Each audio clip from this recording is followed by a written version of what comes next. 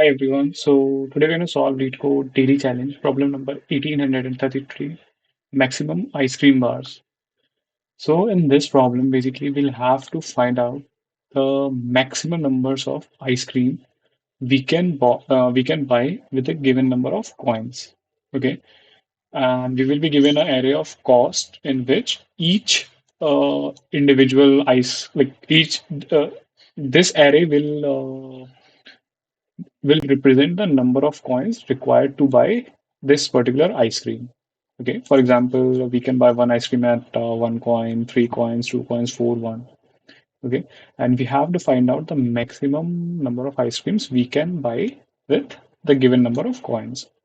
So it's a very straightforward and an easy problem to solve. So what we are going to do, we are going to just sort these costs out, and we will be checking, like we will be iterating through this array until either we get our coins less than equals to zero or the cost becomes larger than the number of coins left. So these are the only two conditions which we will have to check in the loop, and as soon as we violate any of these two conditions, we are going to return the result.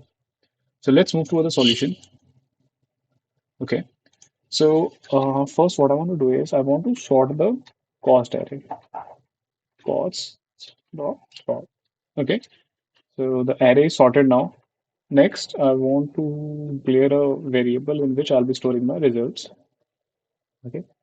After that, we just have to iterate through the costs array. So I'll be using enumerate for that so that I can, uh, or we don't need to use enumerate. Let's see for cost and costs.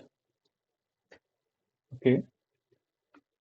If the cost of current ice cream is less than or equal to coins we have left, then what I'll be doing is I'll be incrementing one into the result and I'll be subtracting down the cost from the remaining coins. Okay. Else, there could be condition if the cost becomes greater than the number of remaining coins. So I just want to return the result from that point itself.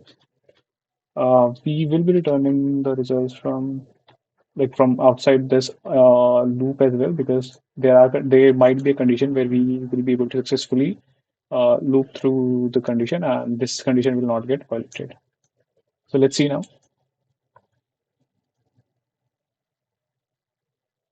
Yeah, so the test case got accepted. Let's submit for further evaluation.